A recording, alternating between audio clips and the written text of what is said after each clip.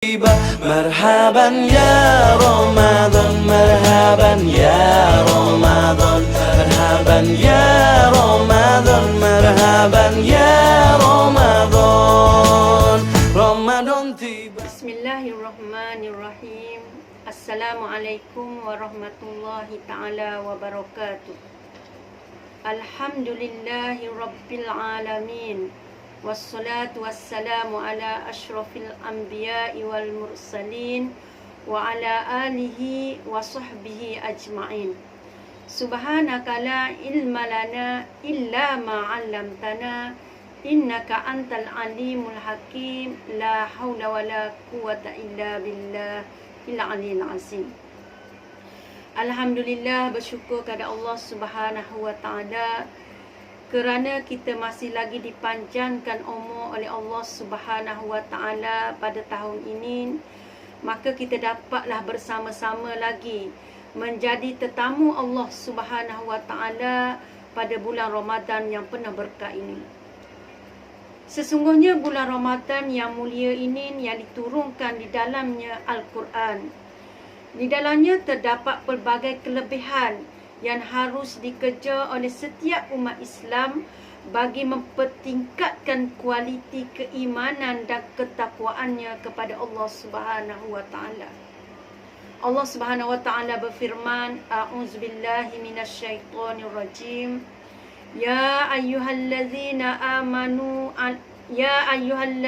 amanu kutiba alaikumusiyam kama kutiba alal ladzina min qablikum la'allakum tattaqun. Yang bermaksud, wahai orang-orang yang beriman, diwajibkan ke atas kamu berpuasa sebagaimana diwajibkan ke atas mereka yang terdahulu daripada kamu. Semoga kamu bertakwa. Surah Al-Baqarah ayat 183.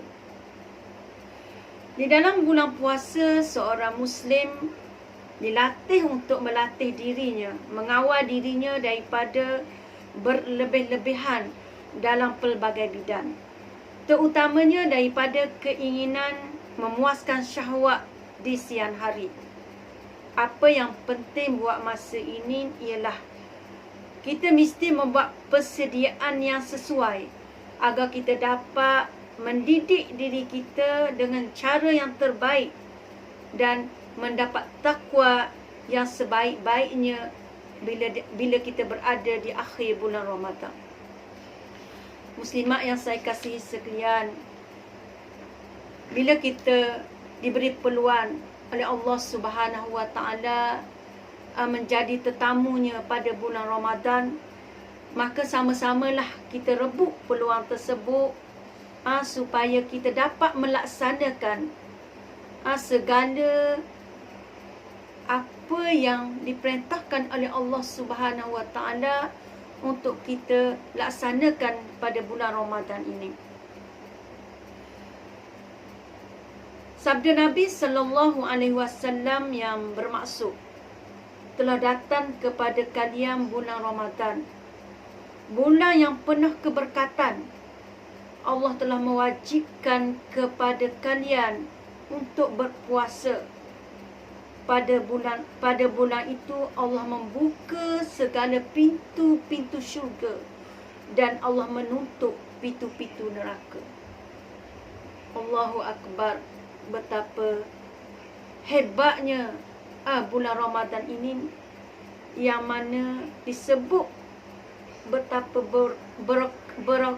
berakahnya atau berkatnya bulan Ramadan ini, dan sehinggakan Allah Subhanahu wa taala membuka pintu syurga dan menutup pintu neraka untuk memberi peluang kepada umatnya, memberi peluang kepada hamba-Nya untuk beribadat kepada Allah Subhanahu wa taala dalam keadaan yang sebaik mungkin.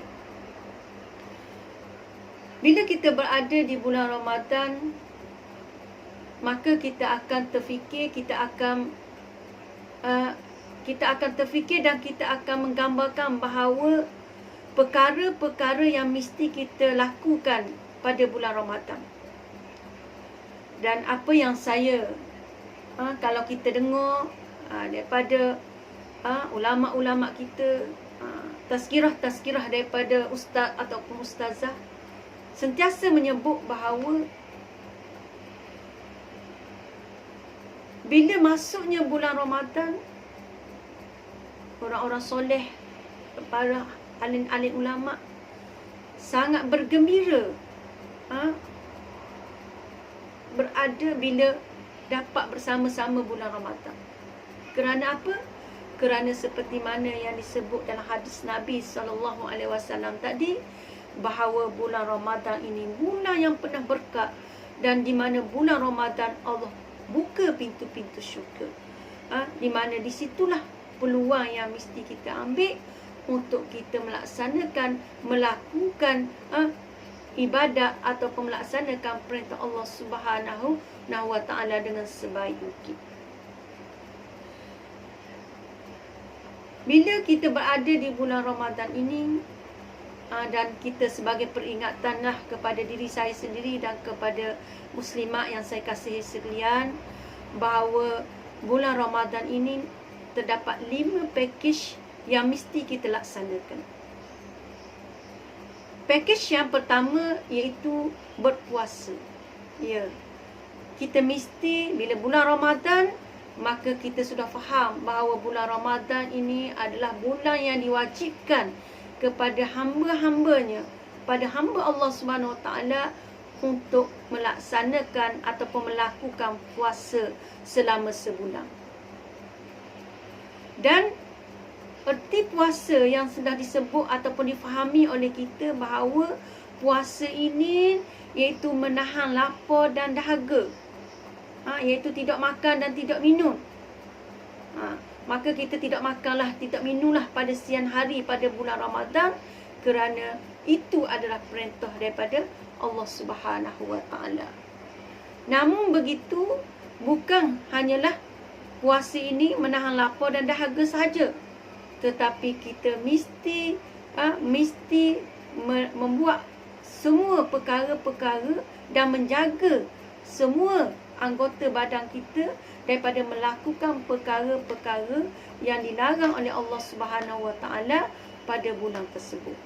Dari segi mata kita, mulut kita, telinga kita, kaki kita dan seluruh anggota badan kita juga turut berpuasa mengikut yang sebenarnya.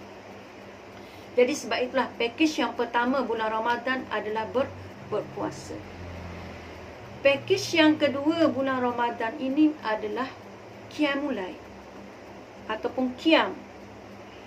Kita diberi peluang ataupun digalakkan kepada kita dan disuruh kepada kita pada bulan Ramadan ini menghidupkan siang hari kita berpuasa, berlapar dan berdahaga dan menahan diri kita, anggota badan kita daripada melaksanakan perkara-perkara yang dilarang oleh Allah Subhanahu Wa Taala.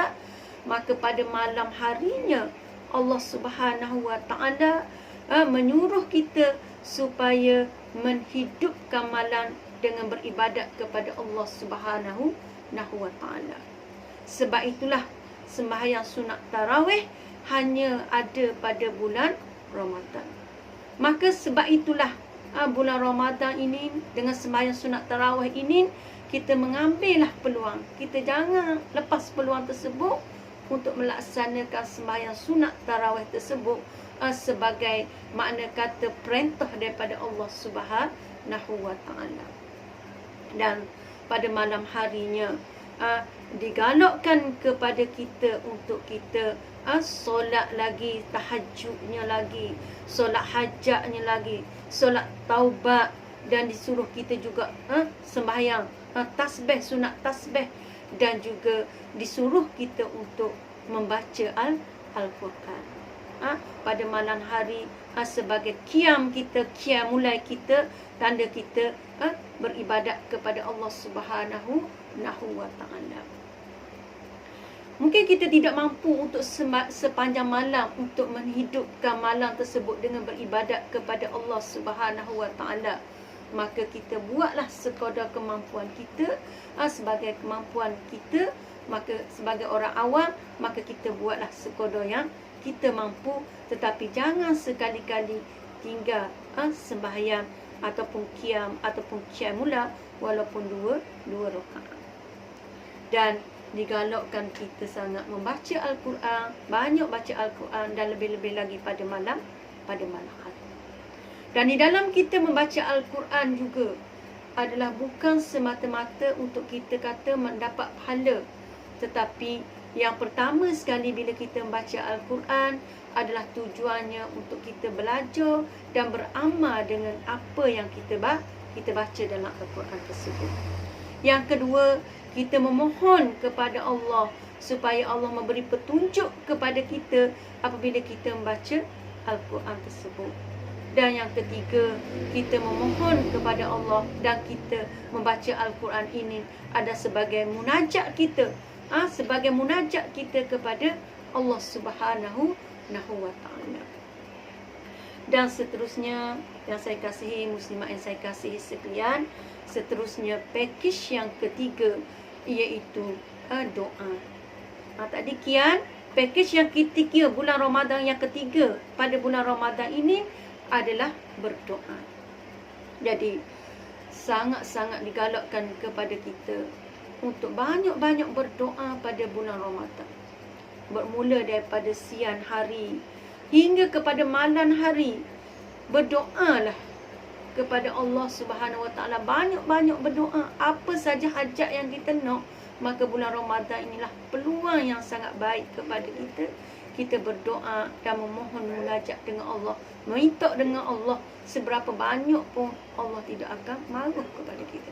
Malahan Allah semakin sayang, mengasihi orang yang memohon doa, meminta doa kepada Allah Subhanahu wa Ta'ala. Berdoalah pada siang hari. Setiap kali habis solat waktu, solat fardu, dan juga semasa hendak berbuka puasa, semasa sahur dan pada malam hari, maka berdoalah. Sebab itulah pakej yang ketiga Ramadan adalah berdoa. Dan seterusnya, pakej yang seterusnya adalah berjihad. Jadi sebab itulah kita sebagai hamba Allah Subhanahu wa Ta'ala mesti berjihad, mesti menjaga agama Allah Subhanahu wa Ta'ala supaya tidak ada orang-orang yang menghina hukum Allah, menghina agama Allah Subhanahu wa Ta'ala dengan sewenang-wenang. Lebih-lebih lagi dalam suasana hari ini, dalam suasana maya hari ini, mudah sangat orang-orang nak menghina agama Allah, mempersenda-sendakan hukum Allah dan sebagainya. Jadi kita mesti berjihad dan kita mesti mempertahankan agama kita daripada dipersenda-sendakan oleh musuh-musuh Allah Subhanahu wa Ta'ala. Dan pakej yang terakhir adalah bersedekah ataupun infak. Jadi di bulan Ramadan inilah kita dikendaki dan digalakkan untuk mengambil peluang banyak-banyaklah kita bersedekah. Kita berinfak ke jalan Allah dengan rezeki ataupun harta yang Allah kurniakan kepada kita. Dengan rezeki yang Allah kurniakan kepada kita, maka setiap hari, setiap malam kita berinfaklah, kita bersedekahlah. Terutamanya kita bagi makan kepada orang yang berpuasa. Kita hulurkan bantuan kepada orang-orang yang susah, orang-orang yang lebih susah daripada kita. Kalaulah kita memandang orang yang kaya, orang yang senang daripada kita, sudah pasti kita rasa kita susah. Tetapi bila kita memandang bahawa orang yang susah daripada kita, maka kita akan merasa kita lebih senang daripadanya. Maka peluang untuk kita bersedekah, untuk berinfak adalah sangat baik kepada kita. Dan ambillah peluang untuk bersedekah atau berinfak pada bulan Ramadan ini. Sebab apa? Sekali kita berinfak, Allah akan balas dengan berganda-ganda balasannya di sisi Allah Subhanahu wa Ta'ala. Itulah sahan yang akan kita dapat apabila kita bertemu dengan Allah Subhanahu wa Ta'ala. Jadi insya-Allah mudah-mudahan 5 pakej yang saya sebut di dalam bulan Ramadan ini menjadi keutamaan kepada kita di kesempatan bulan Ramadan ini. Maka kita sama-samalah untuk merebutnya dan mengambillah sebagai pengajaran kepada kita untuk kita beramal pada bulan Ramadan yang penuh berkat ini. Mudah-mudahan apa yang kita buat akan diterima oleh Allah Subhanahu Wa Ta'ala dan menjadi sahang yang besar kepada kita di sisi Allah Subhanahu wa taala. Jadi mudah-mudahan apa yang saya katakan ini menjadi pengajaran kepada diri saya sendiri dan kepada seluruh muslimat yang mendengarnya. Mudah-mudahan kita semua mendapat keberkatan dan mendapat kerahmatan dan ketakwaan yang sebenarnya bila kita berakhirnya Ramadan yang kita telah yang kita lalui ini. Jadi sekadar itulah saja tazkirah daripada saya. Sesungguhnya yang baik itu datang daripada Allah Subhanahu wa taala, dan yang lemah itu kelemahan diri saya sendiri, dan saya memohon kemaafan daripada semua jika tersalah dan tersilap di atas ucapan saya ini. Wabillahi taufiq wal hidayah. Wassalamualaikum warahmatullahi taala wabarakatuh. Wallahu a'lam. مرحبا يا رمضان مرحبا يا رمضان مرحبا يا رمضان مرحبا يا رمضان رمضان تيبا رمضان تيبا رمضان تيبا مرحبا يا رمضان